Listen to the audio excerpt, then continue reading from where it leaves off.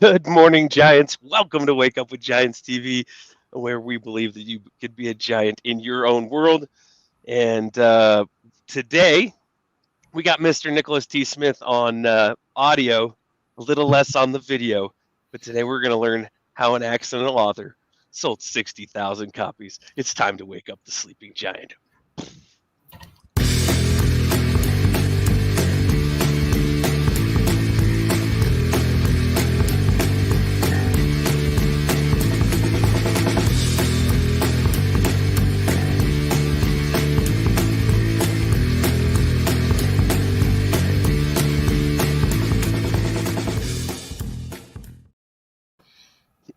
Good morning, Giants. Welcome to Wake Up with Giants TV. I'm Ryan Morris, co creator of A Tribe of Giants and Wake Up with Giants TV and 12 Journeys Coaching. And I'm here with Mr. Nicholas T. Smith, the author of The Giants and the Smalls. And like I say, the better half of all those other programs that we put together just for you. We're excited today. We've got an amazing guest. Right now, we're right in the middle of one of our SG groups. That's our Sum Gigante 8-week programs. If you'd like to know how to get involved and radically transform your life, go to 12journeyscoaching.com or shoot one of us a message and let's have a conversation. What other things do we have going on, Mr. Nick, today? I think that's it right now. So we're just gearing up for the next group of the SG program. So check that out, like you said, at 12 Journeys Coaching. Sweet. And just like Lori Parks is pumped, we're all pumped for this show. So, Nick, will you introduce our guest? I'd love to. Yeah. So we've got Clay Anderson on the line with us. So Clay found himself inadvertently donning the hat of an author while his day was filled with the intricacies of IT and design consulting. The nights were reserved for the magical world of picture books shared with his 4 children. So what began as a whimsical idea to pen a book for each of his kids turned into a journey of over 60,000 books sold and a recognition that perhaps he's always meant to be an author. So today on Wake Up with Giants, we're going to dive deep into Clay's unexpected voyage into the literary world, understanding what it truly means to live a giant life. Clay, welcome to the show. Thanks, guys. It's great to be here. Been following you guys for a long time. Well, and obviously, Nick, we had some connections before this too, before you guys even got this journey started. So quite a ways back. In fact, when we you helped lay out the book, The Giants and the Smalls. I did. And did the design work for that. Did the design. Do you remember how cheesy that title was before Clay Anderson got a hold of it? You know what? We improved it a little bit, but you had a good start. So you had a good foundation to start with. Yeah. It was easy to work with. But yeah, it's great to see what the book has turned into. The book was just kind of a springboard for so much more. And it's been great to watch the journey of both of you guys. So yeah, thank you. Thank you. And our goal here is to really dive into your world and talk about your philosophies and your journey and how you got to where you are today. And so let's go back in time when you thought you weren't an author. Can we start there? We can. Yeah. I've been.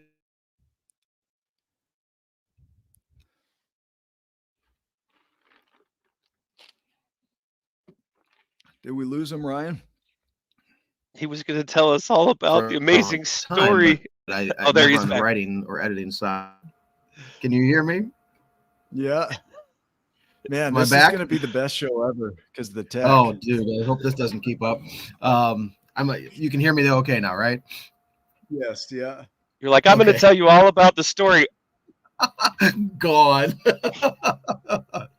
So, yeah, so I have been in the publishing world for a long time and surrounded by writers and editors and that sort of thing. So I've been exposed to it and do a lot of reading myself, but I never really considered myself a strong writer.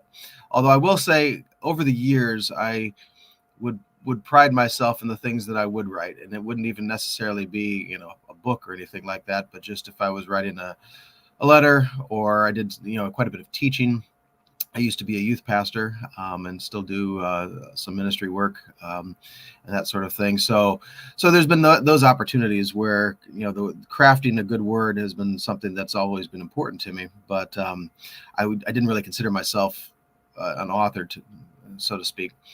But I always loved going when my kids were little. My youngest one is 8 now. My oldest is 15. But when they were a bit younger, we would spend a lot of time at the library, and we would come home with a stack of children's books. And I tell you, to this day, I enjoyed those books, I think, more than they did. And I really kind of fell in love with that art form. There's something kind of, there's a wholesomeness and an innocence to children's books, but there's also there's kind of a poignancy to them a lot of the time.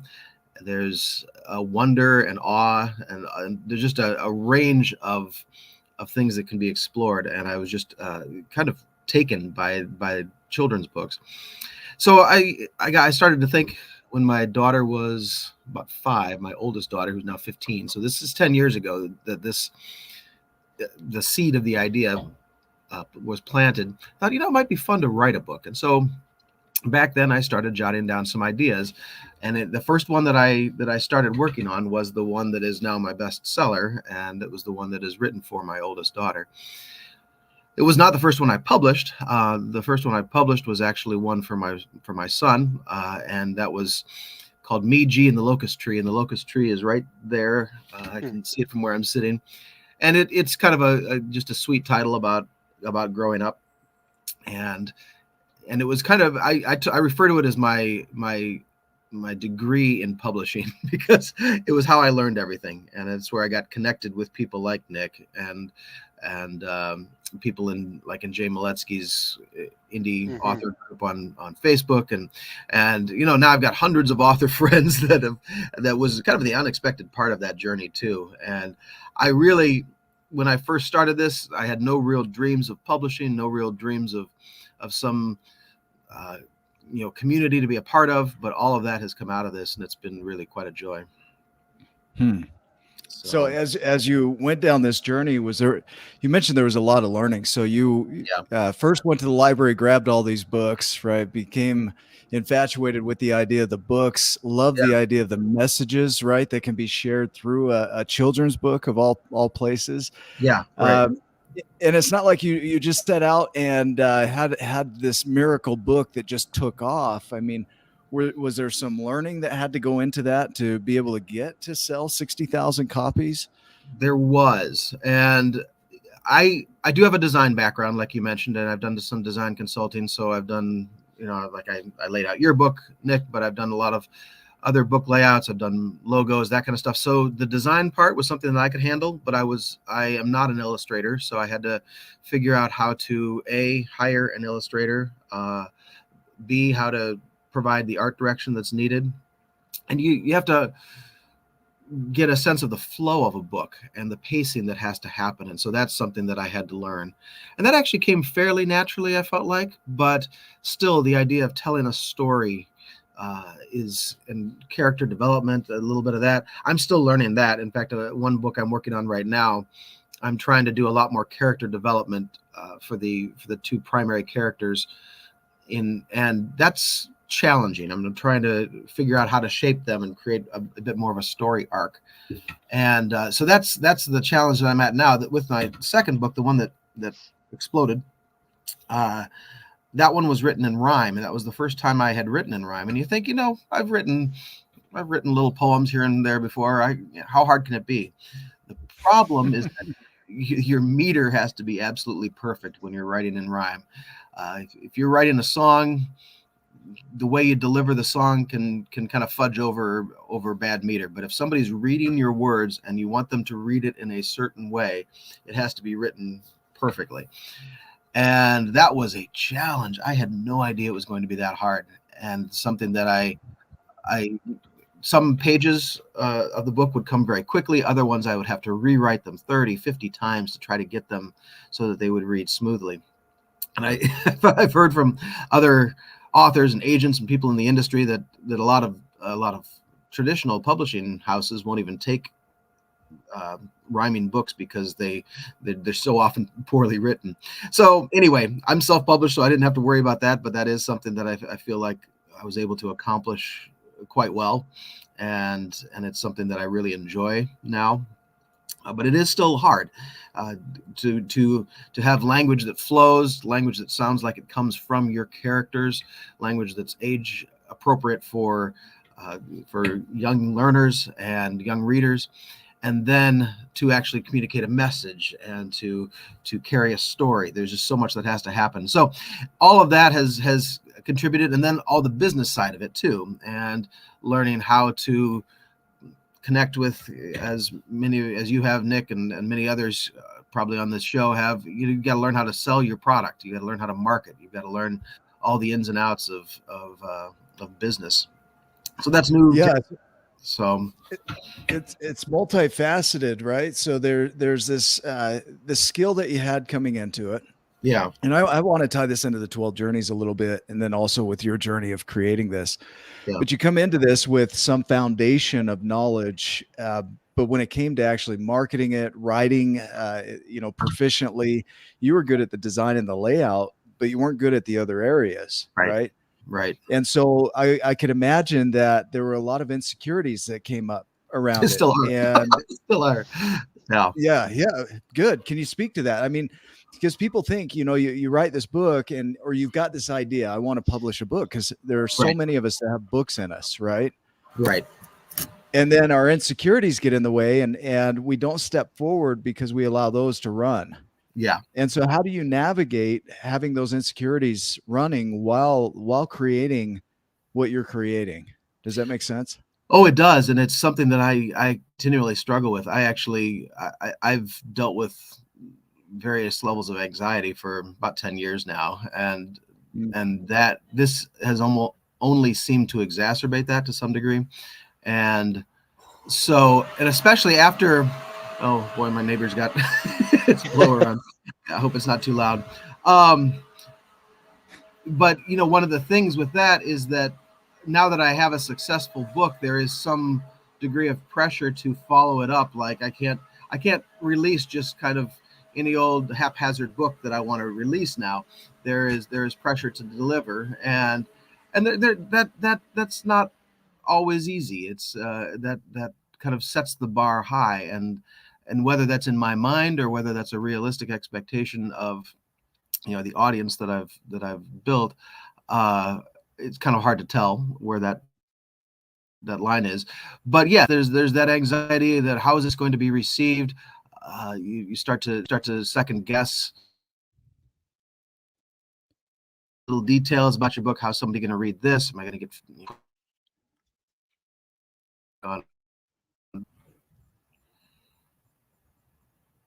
Lost you for just a second there. Yeah. At the end. Not yet. I think we're there, Clay.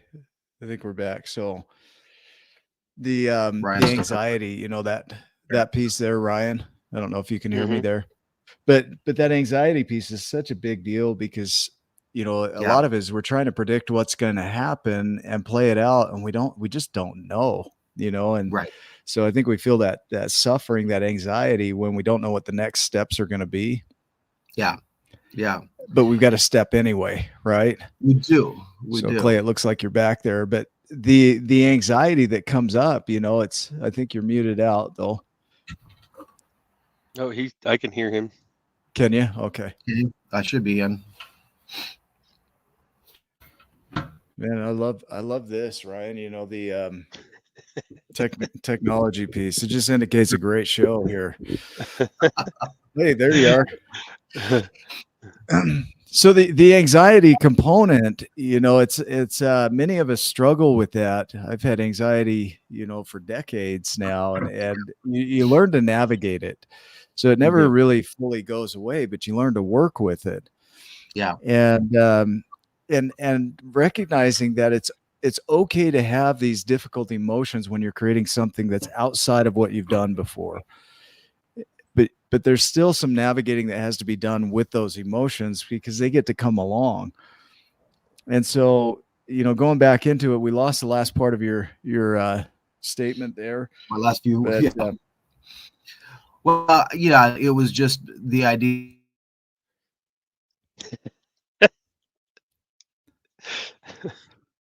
Time you're putting something out there for public consumption.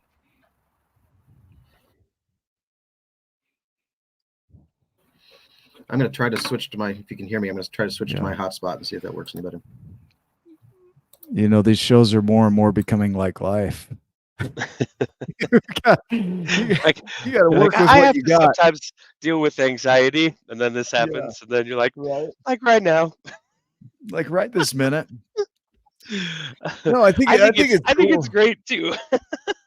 The idea that you have to feel good to create, right, is so far-fetched. Is like, for most of us, we're going to feel some angst when we're creating something new. And I've talked to people that have created some really big things, and then they decide they're going to do something else, like bigger maybe, or they're going to stretch, and they go through the exact same cycle. Like, do you see that too, Ryan? Yeah, I mean, currently in the job that I'm in, I talked to you guys about this a little bit in Limitless Giant, but I feel like I had a really good handle on the RV industry. Yeah. And then I hop into a different role inside of the RV industry, and I felt so small and out of place, and yet I knew every other facet fairly well. And so you never know what's going to happen when you start something new or different. New things are going to pop up, or even some of the old things that you thought you kind of had a handle on will pop in there, and you get to learn through them again a little bit, deal with the anxieties, and because Clay, you wrote an amazing book, and it pops, and you sell 60,000 plus copies, and then you go to tackle something else or a different way of doing it, and you're like, oh, I got this, and then it's all these things come up. It's like, oh boy, here we go. Here we go again. Well, and it comes down to for me, it's hard. I'm not saying this is easy, but it comes down to having this posture of humility, of realizing that I'm going to need to learn all over again, because each step is new, and you learn from the people who went before you and who have done it better than you have, and stand on their shoulders to a degree. And that's hard once you've, I think, accomplished some degree of success, reached some degree of success, leaning on others. You start to see that as almost a sign of weakness or something like that. But I think that's just the pride talking, and that's where it's just a matter of humbling yourself and saying, I still have lots to learn, and there's lots of people that I have that I can learn from. So can I speak to something? So there's the unknown, right? You're stepping into the unknown, and I want to play with. Most of us don't know what's going to happen next. I'm guessing there might be a handful of people that can predict the future pretty accurately, but for most of us, we still haven't won the lottery, right? And we think we're pretty good at telling what the next steps are. And I love the quote by Steve Jobs that says that you can't connect the dots looking forward. You can only do that looking backwards. So you have to trust that these dots will connect. Yeah. And people want to know what the next step is. They want to know what the pathway is. Like, if I could only know the pathway, then I would do it. And then somebody comes along and says, okay, here's the pathway. And they see everything that has to go into that creation, and they think that's too much. Mm-hmm. Mm-hmm. There's no way I'm going to do that. Right. So what I want to ask you is, how do you navigate and step into the unknown when you don't know what the next step's going to be? How do you follow that path? I don't know that I have a great answer there. There was one of the questions you'd floated to me before we started. It was something along that line. And I think it is, again, there's just a humility that comes with it, where you have to say, I don't know. I mean, none of us know what today holds. And there is just a hopeful expectation, I think, that we go into each day with, and we are looking forward to the future. My boss at my former boss at work used to say, we make plans and then we do what happens. And there's a little bit of that where we make plans for the future. We look forward. We try to limit that uncertainty, limit that risk, but it's still there. And how we respond to that is, I think, a measure of our character, how we've developed, how we've matured. I was some of you may know Izzy B, who's a fellow author, and he posted stuff on Facebook this week about his van getting stolen, and he had a bunch of books in the back of his van. And I was just struck by how almost nonchalant he was about it. Like, yeah, just it's another obstacle to deal with.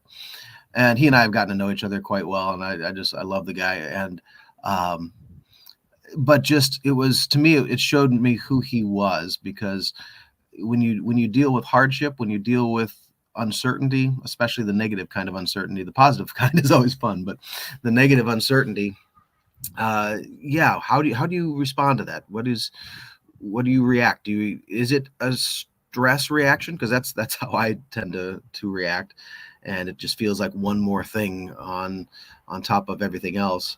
But there's a learning process there to almost embrace that uncertainty and roll with it, and understand that there are things to be learned, and that this isn't the end of anything. Maybe the beginning. For me, the whole publishing process was it was an uncertainty that I kind of stepped into, and it's been a joy, as I mentioned, and so it doesn't necessarily mean, the uncertainties do not necessarily mean something negative, something that's going to be a weight or a burden. It can be a new adventure. It can be something that completely opens your world to something that was never there before. And that's what I want to. That's the attitude that I want to approach it with. There's on what is it? Indiana Jones, where he's going to get the Holy Grail, and he's got like the steps, like he's got a little. It's kind of in code, and so he's looking at it, and he's like, putting the pieces together, becomes this big giant chasm between him and the next thing, and he's looking down into this abyss, and he has to step out, right? And he closes his eyes, and he puts his foot out in front of him, and he just leans forward, and punk, and it's there. Like the path is there, but he just, he couldn't see it. Couldn't see until he stepped forward. Then he was like, oh, there it is. Yeah. So a lot of times I think we get our like advice, and we talk to giants. Yeah. And they're like, okay, go do this, do this. And in our minds, all we see is the chasm that's in front of us. If we'll just step out, even if you misstep and you fall or stumble or whatnot. Well, for me, that I've learned over time that all that is experience. You go, oh, okay, hey, I can improve that. I'm not doing that again, or whatever. Yeah. And then you start knowing, and then then you don't have to like close your eyes and just step forward as much anymore. You're like, or if you see a chasm in front of you and it looks dark, you're like, I got this. There's not like Steve Hardison said to Nick, when Nick said, can you? Mm-hmm. And Steve Hardison said, yes. And he's like, well, how can you say yes? You don't even know what I'm going to ask you. It's like, there's nothing bigger than me.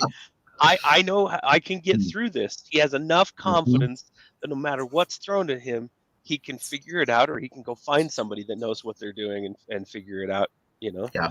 Yeah. And so I'm imagining that's a lot about how it doesn't mean that the fear and the doubt and the worry and some of the other things don't creep in and come up. Yeah. But for you, having been through it multiple times before now, is that kind of the right narrative behind that, or am I missing anything? I think there is. Expand on that. Yeah, I think there is. And the other thing that kind of defines me is that I'm a Christian, and so I kind of lean into my faith in that regard.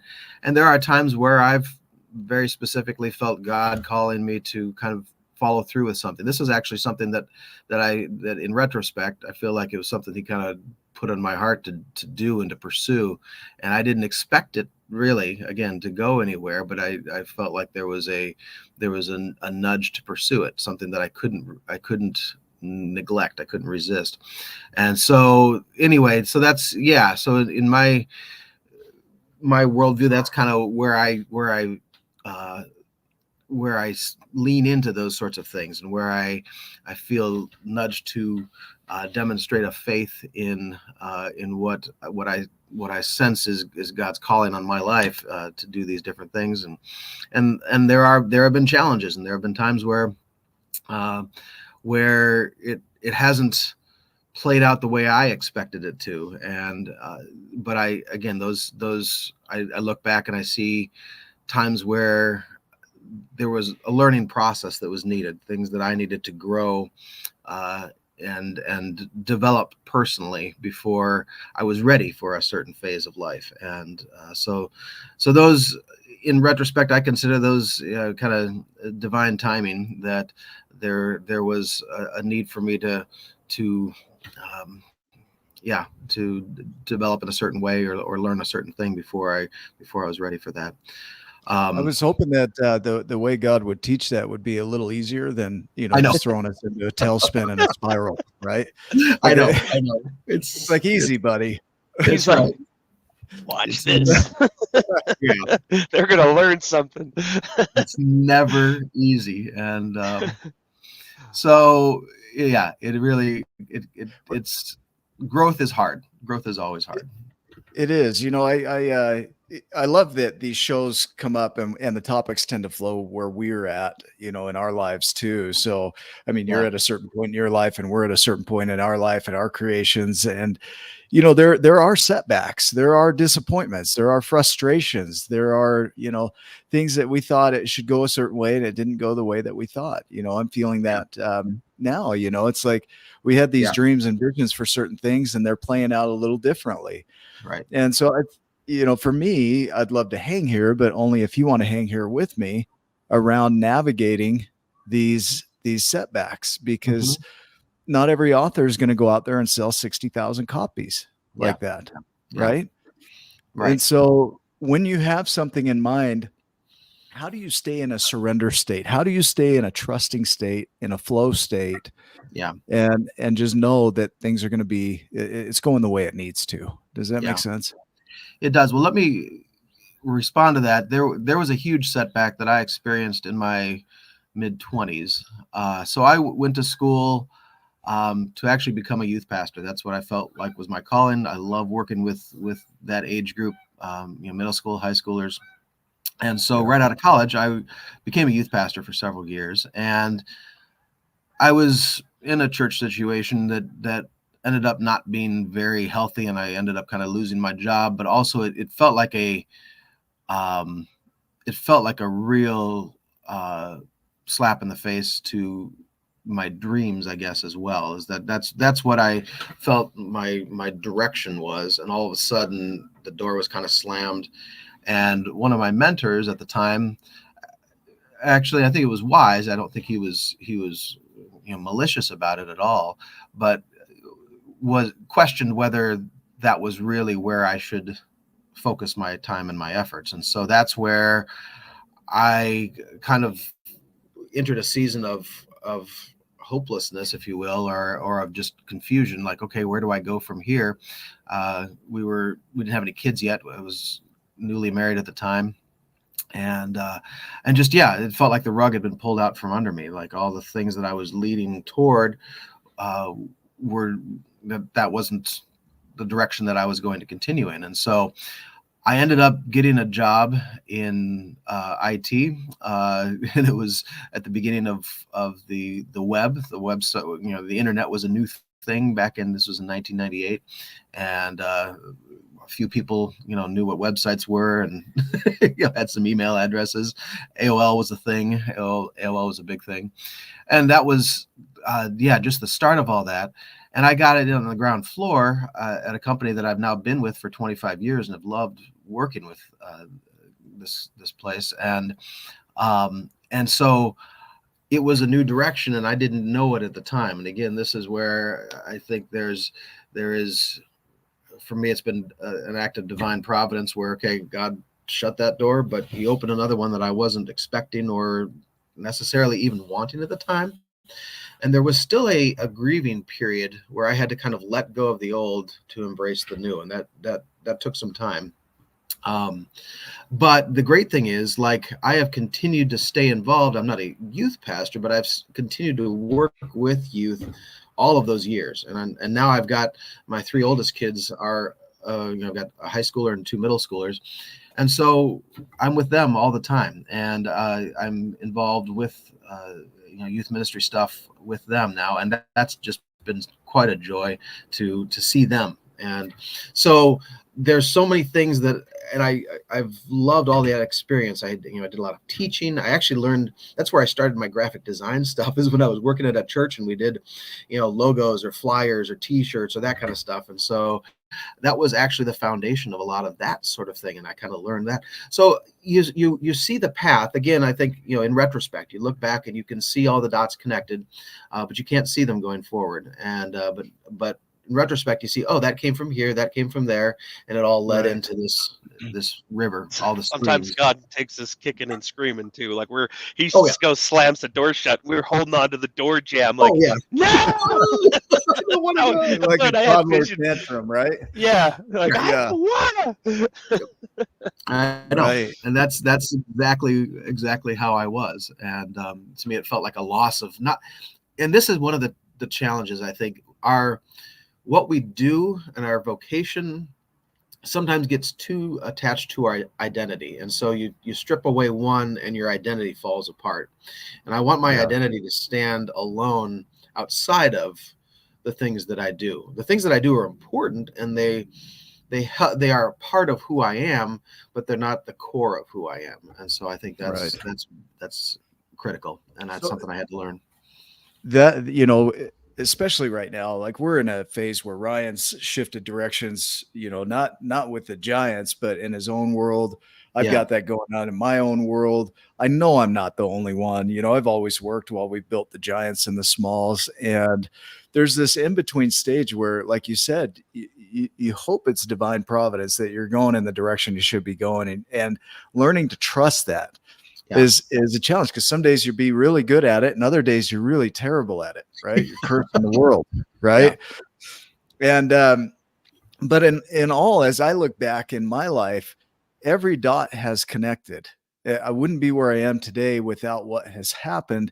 And there have been some really challenging things, and those challenging things were the learning lessons I needed to be able to be where I'm at today, right? So I wonder, if as you look at this scheme of things, we know where the outcome is. We know the vision we're trying to create. Right. We don't know how we're going to get there. We know there were going to be obstacles along the way. So it's up to us to just keep stepping, even when we can't see the next step. Yeah. And, Hugh just posted that comment, nothing has defeated me. And that's so true, because you know how I know? He's here. Mm-hmm. Like nothing has defeated any of us because we're still here. We're still doing what we're doing. Right. Right. Yeah. I feel like God like drops little breadcrumbs along the way too, so that you don't get too defeated. So he's like, hey, here's a little hope. Look at this. It's all right. Like we call moments of serendipity, in our world, where we're like, oh, yes. It's like, thank you. Yeah. Right. I am on the right path. It's gonna be okay. Or a lot of times it's situations, and then other times for me it's people that come in. Right. And experience in that. I'll tell you a story about that. There was one of the challenges, there's been a few major things that have defined me. One, setbacks specifically. One was when I was in college. My mother passed away from ALS, Lou Gehrig's disease, and that was a hard chapter. Terrible disease. It's a terrible disease. That's really horrible. So that was a huge blow. And then a few years later, with the story I just related about, kind of my plans to be a youth pastor kind of getting shattered. But then the next thing after that was that my wife and I dealt with infertility. So, a number of years into marriage, we thought, okay, let's have kids, right? And we tried for about a year and had a miscarriage, and then it was 4 years of nothing and just silence. And we did the testing, all the medical testing, and there was nothing wrong, and tried treatments, and that nothing worked. And I was devastated because as somebody who, I've worked with youth, I love working with kids, all that kind of stuff. One of my dreams was I just want to be a dad, and so it felt like that was about to get ripped away from me. And so there was one night I was up, and my wife was asleep, and I was just tossing and turning, couldn't sleep, and agonizing over this, and just, God, I want to be a dad. And so I was praying, and so then I felt this sense. I believe it was God speaking to me. It was kind of a peace that came over and said, "Why don't you read something, or why don't you pick up the Bible and read something?" Okay, what should I read? One of the Gospels. Okay, which one, God? Luke. And so I got up and walked into the living room and opened to the book of Luke and the Bible. And that Luke is the only one of the 4 Gospels that starts with a story of Zechariah and Elizabeth, who were dealing with infertility. And all of a sudden, I'm reading this story about these old people who all they wanted to be was parents, and God had held off. And suddenly, I was just weeping at this point in time, because here I am struggling with infertility, and God led me to a passage that spoke about infertility and about how he fulfilled their desire. They were the parents of John the Baptist, who would go on to kind of prepare the way for Jesus and go before Jesus and announce his arrival. And so it was just mind blowing to me. And what it did for me was all of a sudden I was able to just stop and slow down and not be anxious about the whole fatherhood journey at that point. Like, okay, God has given me a promise, and I'm just going to lean into that, and I'm going to just trust that. And sure enough, it was the next Thanksgiving. I don't remember the date that this particular thing happened, but the next Thanksgiving morning, my wife wakes me up. She goes, "Clay, I thought something was wrong." And it turns out she had taken a pregnancy test, and she was expecting. And so that was Thanksgiving 2007, and our daughter was born in August 2008. Yeah.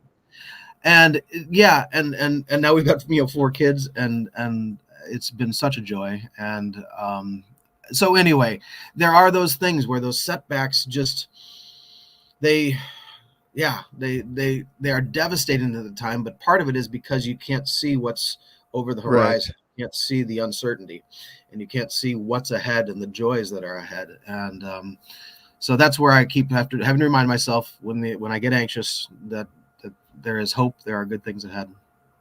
I want to hit on the idea that 60,000 copies, right, is a measurable thing, and it's something you can look at and say, so we accomplished this, right? But it's not the end goal, obviously, right? But there were things that went into it that allowed that to happen, and more inside of you than anything. I could and help correct me if I'm wrong here, but I imagine that. Just like that scripture that you just shared, that you had to trust, okay, I need to talk to this person over here, but not just have the thought and the intuition to do that, but to follow it, like to take an action on it, or to not take an action. Like in the case of your kids, is there really wasn't anything for you to do other than trust in that. But outside in the creation world here too, there are times where you've got to act and times not to act. Does that make sense? Where you had to not only have the intuition, but be willing to take the actions that would create that. And can you tell me about that? Were there times like that? Am I imagining this wrong? Did it play out different? We lost the audio there, Ryan. Hmm. Let's see if I can unmute him. Am I unmuted? There you Yes. are. There you are. Okay, sorry. Got you. I Yep. think I hit the mute button on accident and didn't get it back. On purpose. On purpose.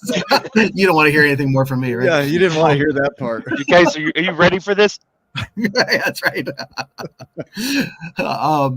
No, that's exactly what happened through that season and continues to happen, where I don't know, my personality is such that I don't like admitting that I need help sometimes, but when I do and I follow through and I open myself up to people that I trust, inevitably it's a fulfilling peace-giving conversation where I walk away feeling like, okay, I can breathe a little bit now, and I have a direction forward. I've dealt with this past year or so has been a real challenge at my work, and there's been some insecurity about, well, not insecurity, but there's been a lot of reorganization and trying to figure out roles and all that kind of stuff, and so that felt like a big challenge. And I ended up having some conversations with my brother and with another close friend that just allowed me to process. Even if I don't walk away from that with some specific guidance from those people, at least I can kind of process out loud Right. what I'm struggling with and walk away feeling like a lot of times it's almost within us. We know the right thing, but we don't trust that we know the right thing. And so bouncing those ideas off of somebody else helps validate that and helps Expresses them, right? Like gets them out of here, out here. Right. Yeah. And then you feel more confident to act along those ways where you may previously you felt paralyzed to make any progress or to go in a certain direction. But once you trust or talk to somebody who you trust and are able to process that, I think it really helps. Yeah, I used to, when things would get difficult, I'd call my brother or my sister and we would talk. And Ryan and I have had a lot of conversations too, where, it's like, man, I'm struggling. Right. This is really hard. You look at where we are, we build a community of 4,200 members. Yeah.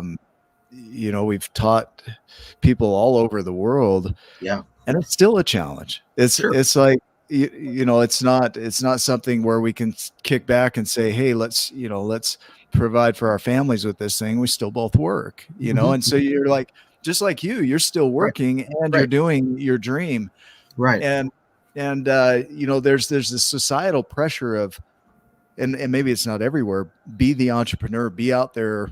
Right. And, make this your sole responsibility. And then it's not providing. And so there's a separate set of challenges that come up with that. Right. And Yep. So how valuable has it been for you to have that somewhat stable job, even though there are insecurities right now or unknown? Yeah. How beneficial has that been to your ability to create what you're talking about? If I have to be honest, that there is a sense of privilege, or this comes from a place of privilege, and that I would wish that others would have that opportunity, but it is being able to pursue this side thing without ever having to worry about whether my family is going to have a place to live and be fed is a enormous privilege. And so I can pursue a dream while knowing that there's still stability. For a lot of people, that privilege doesn't exist. If you want to pursue a dream, you may have to essentially, go all in, put everything on the line to realize that dream. And that's terrifying. And and there's a risk involved in that. And for me, I'm very conscious of the fact that risk really didn't exist. And if it all failed and I didn't sell a book and nothing ever came of that, there was no loss. It was kind of a fun thing on the side. And even now, I've had thoughts of, should I go full time with publishing? And I would love to do that. And I've got enough ideas that I haven't had time to execute on yet. And I would love to do that, but I'm not sure I'm ready to make that jump, at least not yet. And so there has to be some degree of I gotta get it to a point where there's a stability Right. for my family's sake. And that's not to say that I am risk averse at times, but I don't want to be risk averse. But on the other hand, I've got a whole family that is depending upon me, and so it's less about societal pressure as much as it is just Just flat out survival, right? Like the Maslow's hierarchy of needs. I think of that and other versions of that, and Ryan Morris's monster cheese sticks, protein bars, and monster drinks. Right? That's my food. As long as those needs are met, monsters are in there twice. That's hilarious. That's amazing. So yeah, Ryan's hierarchy of needs by Rebecca French here.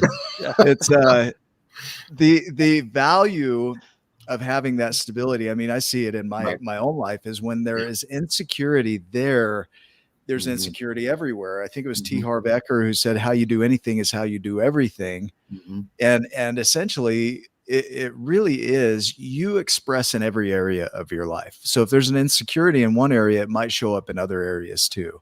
Right. So if you have a financial insecurity and okay, you could call it privilege, but you've created over 25 years a position that feeds your family and keeps them alive while you get to play with your dream. Right. And that takes pressure off the dream, because if we put pressure on the dream, it restricts it. And so it feels compressed and it doesn't grow the way it could. And so, I mean, we see that in the Giants is that the more pressure we put on it to perform, the less it grows. Right. Well, and this is interesting because a creative pursuit has to have room to breathe and grow. And so if my entire livelihood and the well-being of my family was dependent upon me producing another best-selling book, I worry about what that would do to the creative process about how I would craft the next book. Instead of crafting the book that just I think I want to write, the one that I believe is a strong book, I think I would end up kind of second guessing everything. And is this going to sell, or is this going to fail, or is this going to, and overthinking? And there is some of that already, but overthinking it instead of just creating, because that's where the joy is, and that's where a good book or a good movie or any creative pursuit, where that comes from. It comes from having that freedom. And so if you put too much pressure on it, it ends up just like everything, right?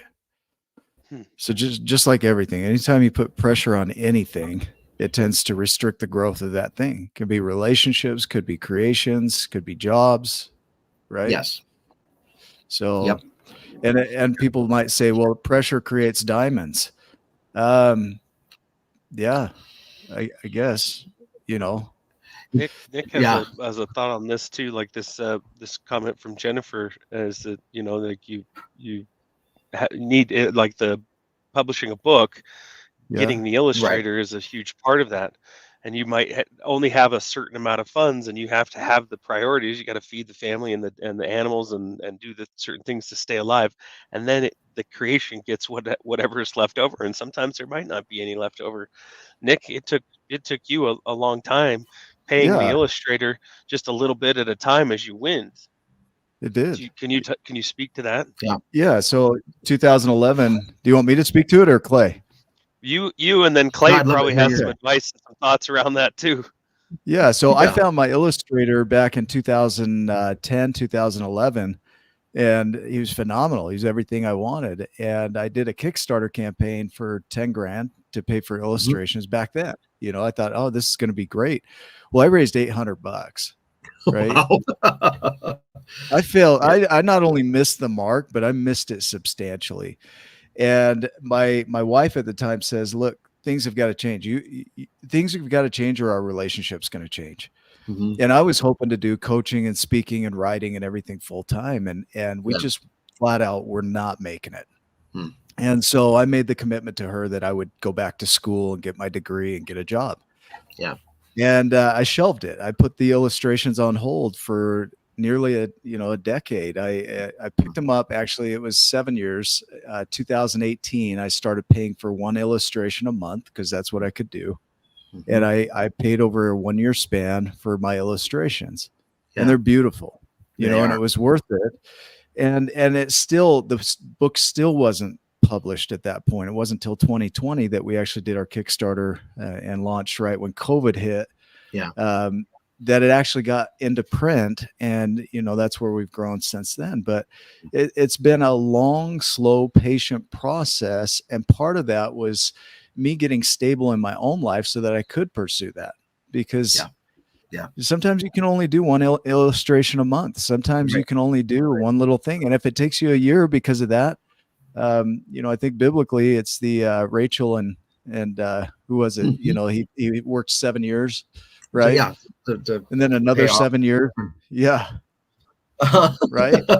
Sometimes our creations go like that. Right. Right. I had no idea that there was that much backstory to the Giants, Nick. That's amazing. And good on you for, you talk about setbacks and persevering through the setbacks. I mean, that's exactly what you did there. And that's amazing that this exists now because you persevered in those early days. And so see the fruits of that labor born over that amount of time. That says a lot, and says a lot about who you are. So thank you. It's and it's still it didn't get easier. No. Just, right. I still have setbacks. There's still setbacks right now. Right. And you just keep stepping. And, I love Hugh's comment, nothing has defeated me. Right. And you know that because you're still here. You're still here. Yeah, that's exactly right. So Clay, as a philosophy for you, and I know we took this on a different turn, people want to hear, oh, how did he do this step by step? How did you create 60,000 copies? Well, if Clay, if you handed people that step-by-step process, they still wouldn't do it because of the amount of work and effort that went into creating that. And it was your unique path, not theirs. And so it's more about what's going on in here than it is what you do. Right. Yeah. And it is, and I think your example that you just described is part of it, because there has to be a commitment to this. Like, you have to love this. And some people have an idea to create a book, and so they do a one-off, and that's really all their appetite has been satiated, and so they can move on to the next thing, and that's really all there is to it. Or the dreams are pretty small. I just love it, like to create a book. And even mine started that way. That was the kind of the funny thing, is that I just want to create a book for each of my kids, and it was going to be something a little bit, just kind of a sentimental thing, something a keepsake for each of them to have. And so there weren't dreams at first of that, and the dreams came as I started to realize how much I loved the process, and B, actually how much it aligned with my giftings and my talents. And so I was able to perform, do this work at a higher level than perhaps other people that were trying the same thing. So for me, it was a good fit. For other people, maybe this isn't the right fit, but something else is. And so I think that's a big part of it. Is for me, it was kind of a realization that this is my lane. This is where all the pieces, all the dots connect and come together. And that's not to say that there aren't. And I, as an author, I've tried to be very helpful to other authors to say, hey, these are the things that I've learned, and try to share some of the wisdom, because there are definitely principles at work in terms of the book that you create and the quality level and all of that sort of thing. And so there are things that can help, but there still has to be somebody behind it that runs with it, has a vision for it, and really is willing to do the work. And again, that's what you've done with Giants and Smalls. So the Swing High Books, is that your website there? Yes. Yeah, it is. Yeah. So is that the best place to send people to learn more about you? Yeah, that would be great. Or social media at Swing High Books on any of the major platforms. I thought you were going to say your social So- security number, but I guess we could flash that up there. They could get to know you that way. But yeah, any of those. I love that, Clay. I'm so grateful that your internet I is. can if you'd fucking out. like, but Well, I thought I was the only one, you know. Yeah, I'm so sorry. To know that I'm not the only one is really good. And we've been really lucky here the last little bit of this training to have good signal. So I just, you know, as far as timing goes, the beauty of what you've done, and I could sit here and ask you, like I said, you know, what did you do step by step and really hone down to what you did to create this? And there were a lot of connections that were made. Jay Maletsky's group is probably one of the best, you know, for children's book authors. And I know you're a big part of that, you know, Stacy Bauer and many others that we know through that community. Right. But it's these connections and it's the growth that comes in yourself as you step into these unknown paths. Yeah. I think of Thomas Edison, you know, he had 10,000 ways that didn't work. He found 10,000 ways that didn't work. Right. And Clay, I'd say you're at least 10,000 ways that didn't work. I know I am. That got us to where we are today. And it's a willingness to step and fail 10,000 times or more to create your dream or vision, right? Yeah. And there is, again, I think that I feel, I don't know if the word is blessed or just surprised by the whole process. I didn't expect success this quickly. Let's put it that way. And so that's been a shock to me, and I figured I'd need to craft a bunch of books before and slowly ramp up, and I didn't expect to kind of have a big hit out of the gate. And again, part of the challenge now is how do you follow that up? What's the next thing? And I see Lori made a comment here. You know, what's the number one key to success? And I don't know that there is one thing in particular. My best-selling book that has sold the vast majority. There's a lot of things that kind of came together there. It works as a gift book. It works as a baby shower book. It works as a bedtime reader book. It works in churches. It works in Christian school classrooms. It's been used in all of these contexts. I have people buying multiple copies to give to friends. So it's one of those things where I was able to tap into a specific niche that just kind of checked all the boxes. And I don't know that I'm going to be able to do that I know I won't be able to do it with every book. I hope that there are some books in the future where I can do that. And I think it is one of those things where I almost just caught lightning in a bottle with this particular book. And there are things that I was able to do, I think, successfully in making a quality book, and that's a big part of it. But one of my dreams is actually, you know, the two of the three books I've written so far have a Christian focus. One is This I Know. The other is a Christmas book called All Is Bright. But I don't want to stay in that Christian genre as well. I've got several books in the works right now, all of which are just kind of general market titles, and that's new territory for me too. So that's where I get a little terrified, and it's a place where I haven't had the same kind of success that I've had in this more Christian niche. And so getting connections, I've been talking with PR firms and some other stuff about trying to figure out how to do publicity, because this is new territory for me. And so it's the next step. You know, there's been this success like you guys have had, but what's next? Where do we go from here? Definitely. I feel that nudge too. And in what we do is we've been able to create all the content, the courses, the books, the materials, the trainings, the podcasts. And it really does come down to Richard Paul Evans said that if nobody knows about your book, you could have the best book in the world, but if nobody ever hears about you, it'll never get off the ground. And so going back to the platform, I felt this nudge to jump back into marketing heavily, you know, and so for me, that's new territory. And like you say, anytime you step into new territory, that's where you really build yourself to handle the unknown. Every great explorer builds themselves first, and then they step into the unknown, right? Yeah. It is. It's and that we like to short circuit that sometimes, and that's one of the things that I think is really valuable is the process and what it does for us. So the process is really as important as the destination in whatever we're pursuing, because it shapes us as we go through the process, and as we iron sharpens iron, and as we work through that and learn from other people.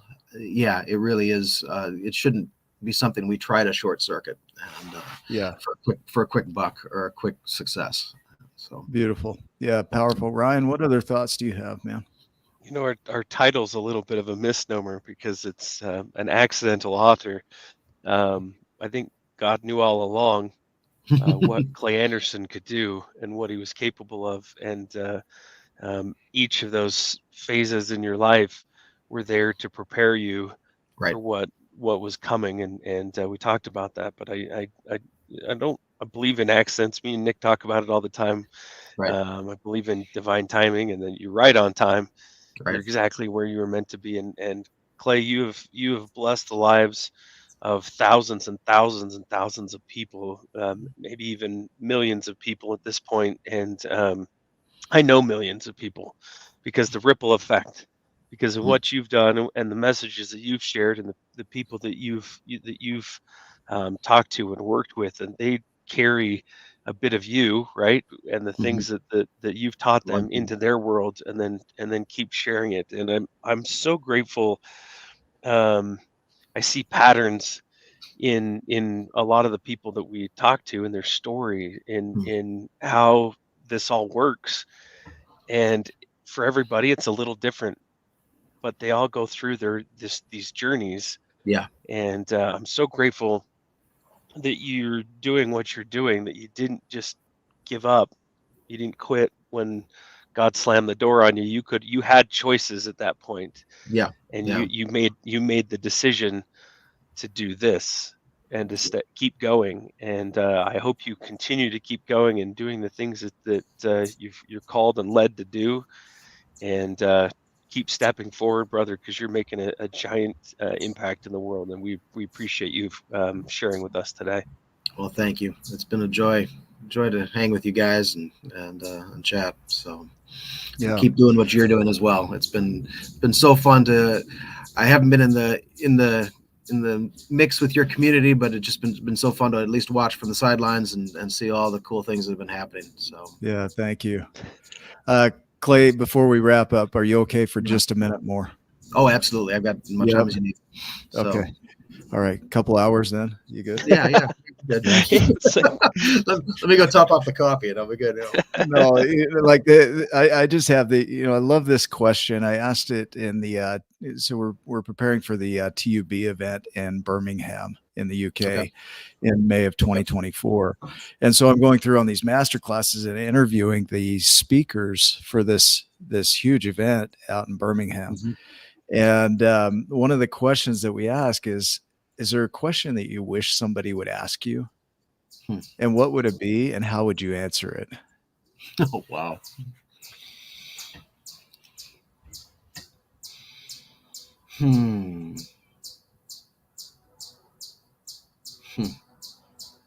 The squirrels are like, you know what? I got something for you. Yeah, he's got plenty to say. He wants me to ask him a question. That's Look such a good question. Yeah, right. Yeah, that's such a good question, and I don't know how much let me give it a shot. One of the things that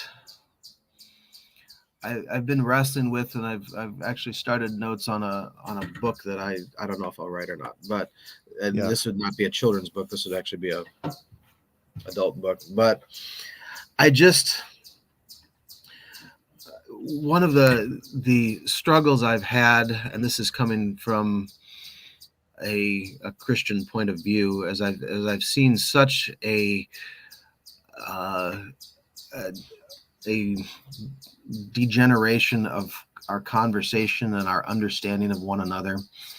And I've been actually kind of embarrassed by the way many in the church community have handled, whether it's political division or theological division or other things. And there's just been kind of this real breakdown over the last number of years. And so one of the things that I think really brings us back to the core, and what I, again, have started kind of fleshing out a book about, is the working title that I have for this book is instead of finding common ground, it's finding human ground. And the idea being that there is whatever background we come from, whatever, religion or non-religion that we connect to, there is a common humanity that grounds all of us, and that we can use that kind of language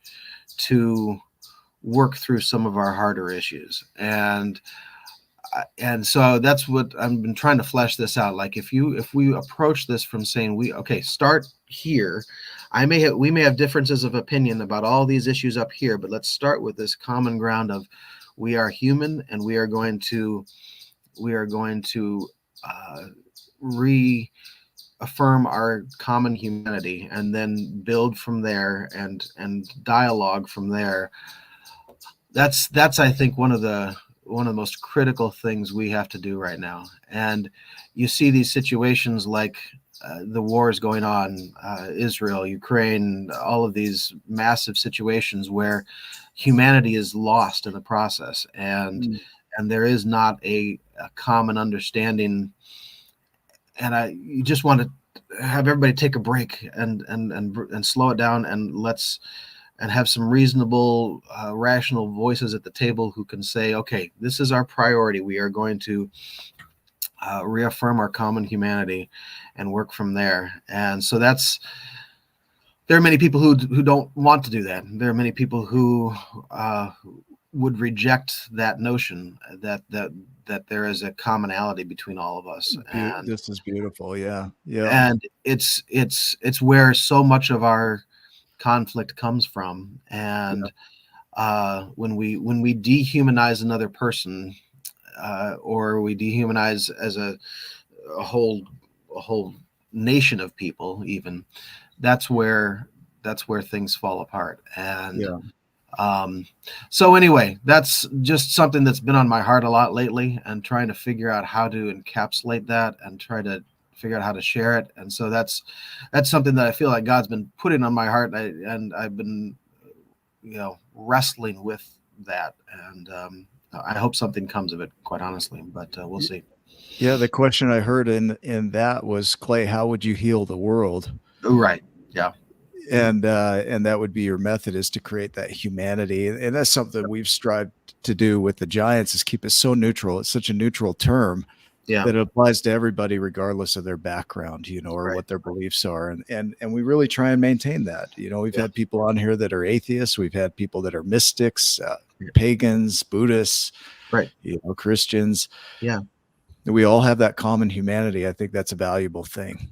Yeah. And if we don't start there, if we start with all the other things, the things that you just listed, and reject people out of hand because they believe in this, or they ascribe to that, that's not valuable. And we lose the ability to talk to each other. And I don't want that. I've learned so much. Yes, I'm a Christian, but that doesn't mean I haven't grown from my relationships with so many others who aren't. And there's so much for me to learn, and to share, and to just enjoy life with so many different people. And that's beautiful. Well, guys, thank you so much. I'm glad that we got what we got out of this show. I feel like that last part there was just phenomenal. I needed to hear it. it just, Clay, your life is a testament of what it takes to persist, to have resilience, to keep going with your dreams, even when you don't know how you're going to do it, to take care of the essentials in your life so that you can show up and be in that tuning, that tuning of spirit, like you talk about, so you can take those downloads and create with them. And it's just, it's a demonstration of just hang in there, guys. You can't see the way, but you're going to have setbacks. And the only reason we have setbacks is because we can't see the way. Right. Yep. So it's a beautiful thing. So as for you that are watching, our message to you is, you are already the giant. We say this again and again. You are already the giant. It's already in there. It needs to express. And often it doesn't get expressed because we restrict it with the smallness. We restrict it with our thinking that we, are less than what we are. And so the more you can relax around that, the more your creations are going to grow, the more you're going to grow. And it's just a trusting of that. And so we appreciate your comments that come up. You guys are here every Sunday. We're continuing to grow. This podcast is getting some popularity out there. And thank you to you guys for sharing it with those that you love and helping them to see what we're up to. And so if there's nothing else to share, guys, thank you. Is there? I'll say that and then ask, is there? Yeah. I think we're good, but this has been a blessing, guys. So thank you for all this. You're welcome. Thank you. Okay, guys, go make it a giant day, and we will see you in the next video. Love you too. All right.